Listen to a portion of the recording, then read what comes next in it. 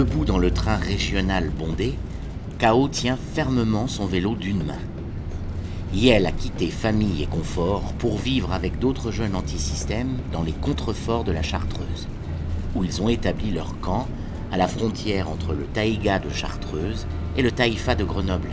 En arrivant dans le camp de fortune fait de tentes individuelles, il installe ses panneaux solaires pour recharger son vélo et son chien Gax, qui frétille à l'idée de cette future connexion à venir. Oh non, Gax, encore une attaque informatique.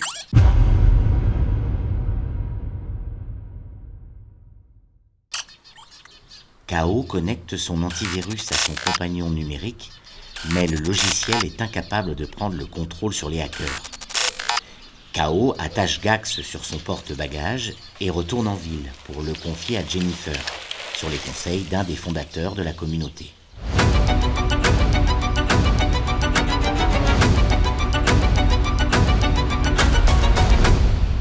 En 2050, de nombreuses communautés autonomes se sont formées, cherchant une alternative au système politique et économique dominant.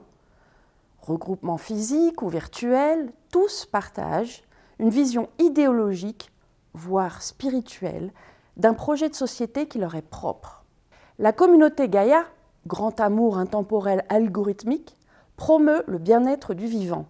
Cette communauté adopte des technologies quantiques pour garantir son autonomie face aux systèmes énergétiques globaux, tout en cherchant à désintoxiquer ses concitoyens d'une trop forte exposition aux nouvelles technologies par la décroissance et les low-tech, pour assurer aussi sa crypto-invisibilité vis-à-vis des autres communautés. Ce qu'on observe là, c'est un réel paradoxe, parce que la technologie quantique pourrait aider au développement du bien-être, d'une nature qui est vue comme fondamentalement bonne. Il faut rechercher des experts technologiques pour sortir de la dépendance technologique.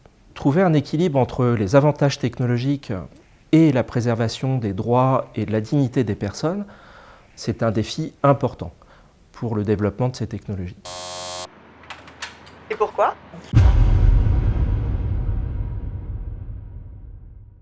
C'est pour mon chien robotique. On m'a dit que tu pourrais nous aider. 3e étage, je t'attends.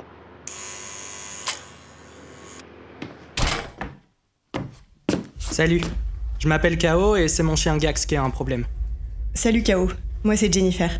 D'habitude, mon antivirus suffit à contrer les intrusions, mais cette fois non. Tu peux nous aider ?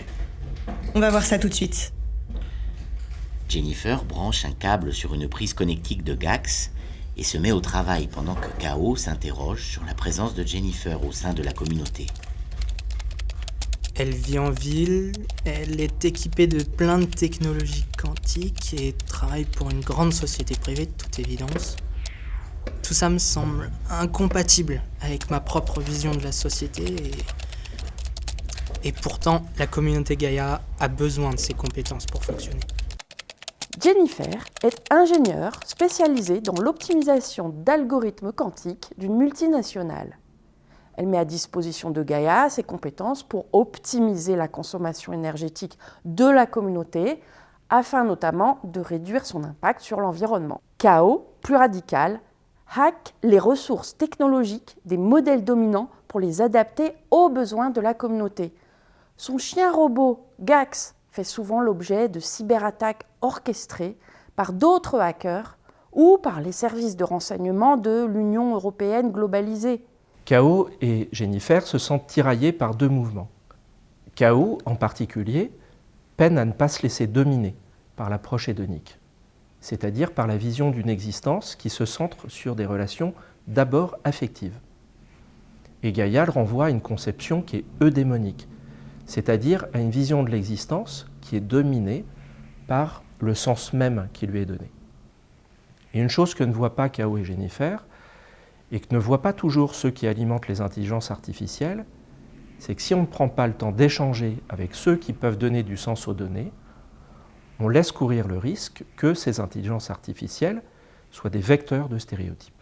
Depuis quelque temps, Gaïa s'interroge sur la nécessité ou non de contrôler son taux de natalité, permettant une nouvelle fois d'optimiser sa décroissance et la surconsommation énergétique, créant de vifs débats au sein de la communauté. Il y a ce que Cao et Jennifer nous disent, et puis il y a aussi ce qu'ils ne nous disent pas. Les situations ambiguës favorisent le recours aux stéréotypes. On le voit dans la représentation des transitions démographiques qui est portée par la communauté de Gaïa. La population mondiale s'accroît, l'accroissement est lié à une consommation excessive des ressources disponibles, il faut donc limiter l'accroissement de la population. Mais ça ne tient pas compte des autres facteurs qui caractérisent cette transition démographique. En particulier, elle est marquée par un vieillissement de la population, ce que ne voit ni Gaïa ni ses adeptes.